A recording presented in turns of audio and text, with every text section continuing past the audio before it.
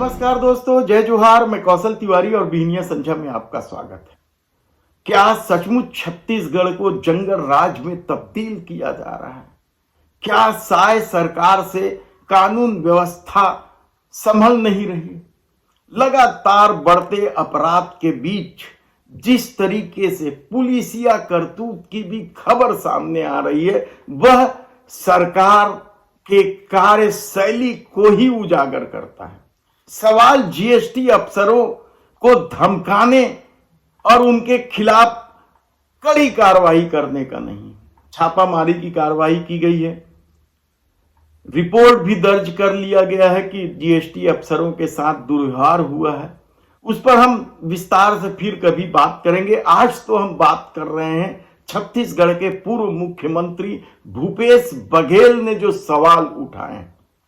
जसपुर जिले का मामला है, यानी मुख्यमंत्री का गृह जिला है, जहां कोरवा पहाड़ी जनजाति की एक महिला के साथ बलात्कार होता है और वह जब बलात्कार की रिपोर्ट लिखाने पहुंचती है तो उनसे 5,000 रुपए और मुर्गा मांगा जाता है। यहां तक कि डॉक्टरी मुलाइजा के लिए ले जाने के लिए भी पुलिस वाले उनसे भाड़ा मांगते हैं, किराए की गाड़ी का। यानी आप सोचिए कि किस तरीके से पुलिसिया करतूत चल रही है। हमने पहले ही बताया कि किस तरीके से टिकरापारा में एक यूट्यूबर को आधी रात को जबरदस्ती उठाकर मारपीट करते हुए थाना लाया गया था। तो उसके बाद उसी टिकरापारा में कि किस तरीके से मामूली झगड़े के आरोप में एक व्यक्ति को इतना प्रताड़ित किया गया कि उन्हें आत्महत्या तक कर लेनी पड़ी थी। सवाल आईपीएस अभिषेक पल्लव के छोटे मासूम बच्चों को अपने सामने डंडे से पिटवाने का भी नहीं है। यानी फेहरिस्त है। आप यदि देखेंगे तो हैरान हो जाएंगे कि छत्तीसगढ़ में किस तरीके से पुलिसिया खेल चल रहा है।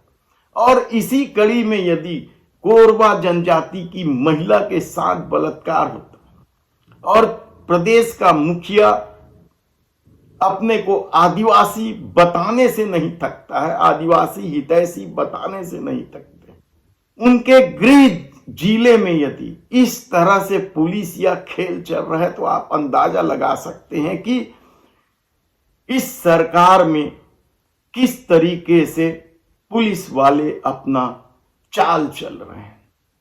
हालांकि भारतीय जनता पार्टी की सरकार में पुलिसिया करतूत की यह घटना नई नहीं है। याद कीजिए आप रमन सरकार में किस तरीके से थानों में लगातार पिटाई से मौत का मामला सामने आता रहा है। किस तरीके से तत्कालीन गृह मंत्री ननकी राम कंवर को कहना पड़ा था कि कलेक्टर और एसपी कमीशन खोरी और दलाली में लगे हैं और थाना 10-10 हजार रुपए में बिकते हैं।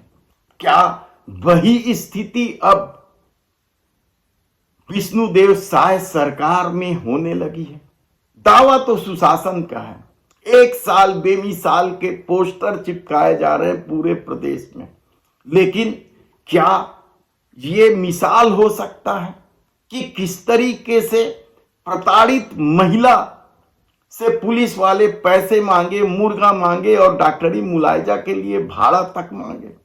यानी आप कल्पना नहीं कर सकते। हालांकि इस मामले को लेकर छत्तीसगढ़ के पूर्व मुख्यमंत्री भूपेश बघेल ने एक्स हैंडल पर ट्वीट करते हुए अमित शाह से भी कहा है कि ऐसे गृह मंत्री को हटा देना चाहिए।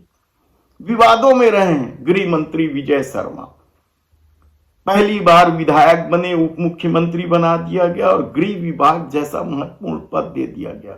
हालांकि चर्चा इस बात की भी है कि फेरबदल मंत्रिमंडल का होना है नगरीय निकाय चुनाव के बाद, उसमें गृह मंत्रालय उनसे ले लिया जाएगा और किसी और को दिया जाएगा। लेकिन जिस तरह की परिस्थितियां चल रही है छत्तीसगढ़ में, जिस तरीके से पुलिसिया खेल के मामले सामने आ रहे हैं, और सिर्फ एक कोरबा जनजाति की महिला का मामला नहीं है, बल्कि सारंगढ़ जिले के भारतीय जनता पार्टी के जिला अध्यक्ष सुभाष जालान के मामले में भी तो रिपोर्ट लिखने में हीला हवाला किया जाता रहा और उस महिला के पति को आत्महत्या कर लेने की धमकी देनी पड़ी थी।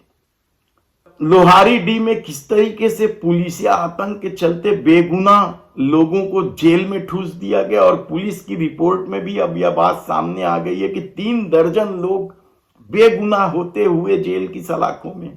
बलौदा बाजार हिंसा के मामले में भी तो बेगुनाहों को गिरफ्तार कर लिया गया और इसे लेकर सतनामी समाज इस सरकार से बेहद नाराज है। तो सूरजपुर में दोहरे हत्याकांड के मामले में पुलिस की भूमिका से लोग इतने नाराज थे कि वे खुद ही अपराधियों के खिलाफ आगजनी करते घूमने लगे। यानी आप सोचिए कि छत्तीसगढ़ में कानून व्यवस्था किस तरीके से बदतर होते जा रही है और सरकार 1 साल बेमिसाल का नारा लगाते घूम रही है।